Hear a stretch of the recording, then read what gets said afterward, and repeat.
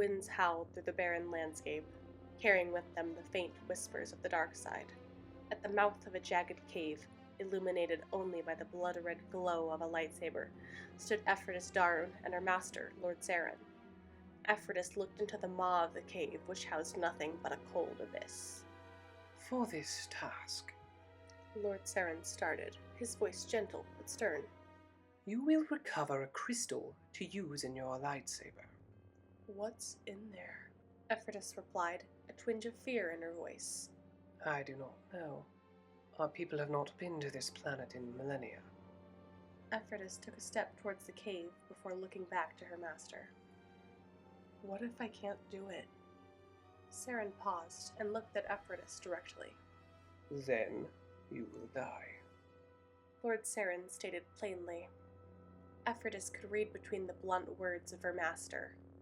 He did not imply that he would kill her if she were to fail, but rather that she would either obtain the crystal or die trying. The blood-red blade of Lord Ceran's lightsaber retracted as the Sith hooked it onto his belt. Efretys took one last look at her master before turning back towards the cave and entering the abyss.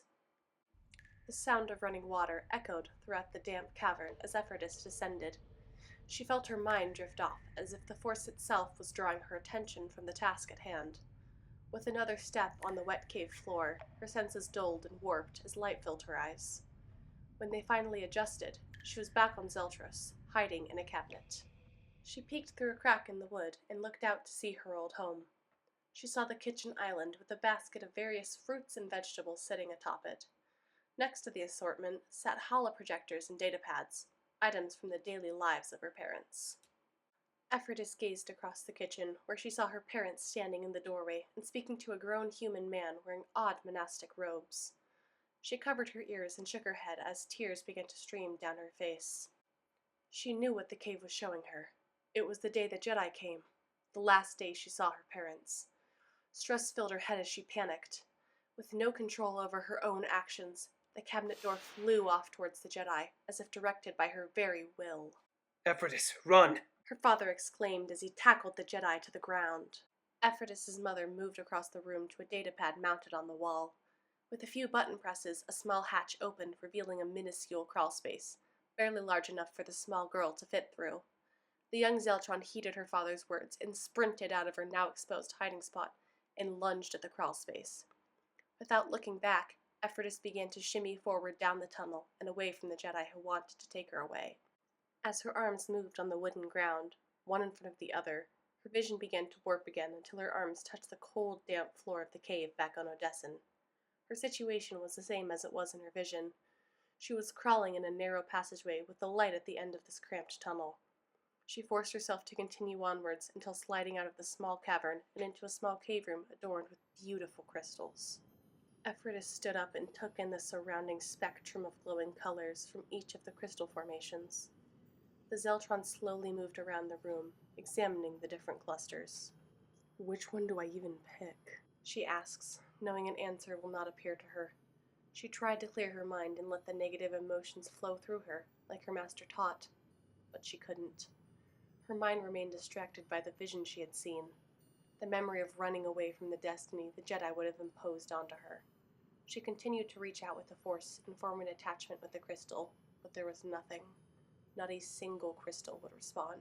She felt a wave of defeat wash over her as she collapsed onto the damp, moss-covered cave floor. It was at that moment that she heard a slight ringing sound in her ear. She looked up and toward the direction she had heard it. Across the way from her, and underneath a protruding rock, was a faint purple glow. She moved closer to it, sliding herself along the ground. Efretys lowered her head and took in the sight of a very small crystal formation with an amethyst glow to it. It was not nearly as impressive as the other large formations around her, but there was something different about this one. In many ways, it was alluring to the young Zeltron. Examining the formation, there was probably a single kyber crystal there, with brittle premature crystals forming around it. Slowly, Efretys moved her hand forward and plucked the crystal from the formation with her pink fingers. She pulled her hand back and held the crystal in the palm of it. For a while, all she did was look at the crystal. It was as if there was a small heartbeat within it. Her master had told her that the crystals used in lightsabers were alive, but she had not believed him until that very moment. She clutched her hand around it and began to embark on the path exiting the cave. Navigating out was difficult, especially considering the Force had guided her movements, but after what she could best approximate as a few hours, she managed to find the same jagged opening which she first entered. Efretys exited the cave to a biting cold wind passing through her. She winced in pain but forced herself to endure it. In front of her, Lord Ceran sat on a fallen log, waiting.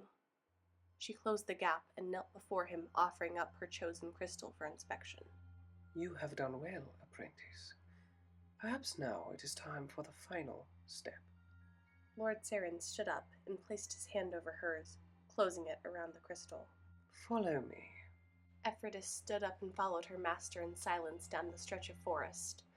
As the two of them walked, Efretys looked around, seeing overgrown ruins of crashed starships and what once could have been structures adorning the wilderness.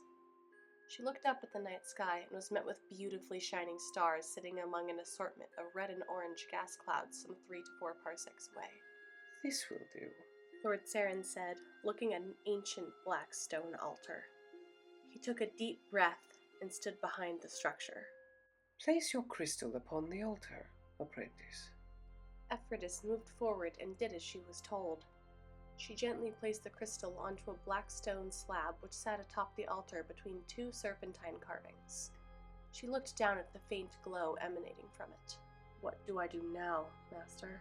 Believe it. Pour all of your negative emotions into the crystal. Make it share your pain. Force onto it every ounce of hate and fear and passion you have in your body. Impose yourself onto it, and make it a conduit by which your strength can be channeled. Efretys looked down at the crystal and placed her hands over it.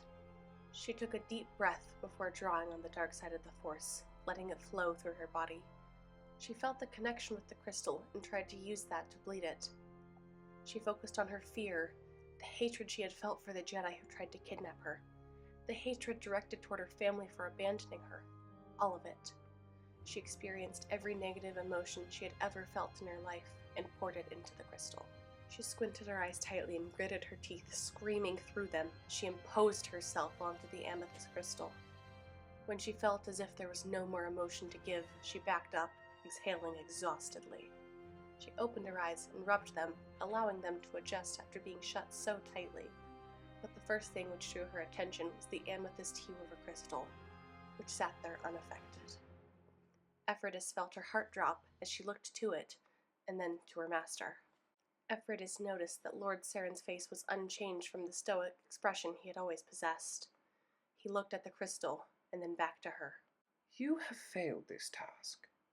Do you know why, apprentice? Because I'm not strong enough? I don't know.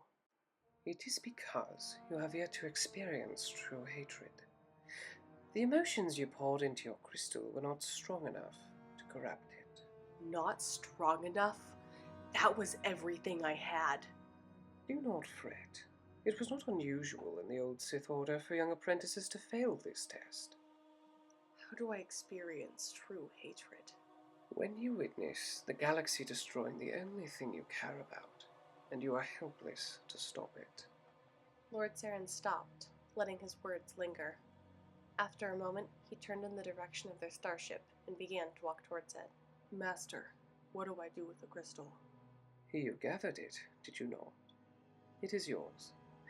Now come, we must construct your lightsaber.